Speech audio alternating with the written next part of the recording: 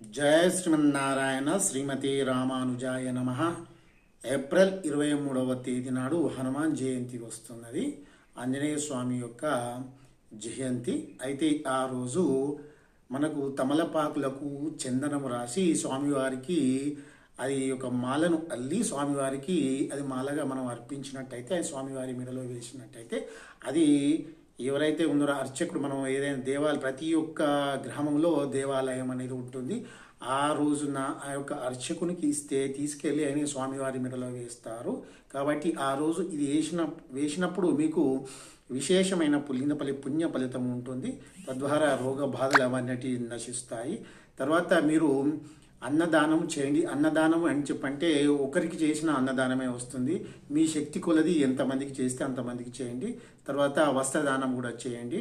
శ్రీమాత్రే నమః. స్వామివారి ఆశీస్సులు పొందండి.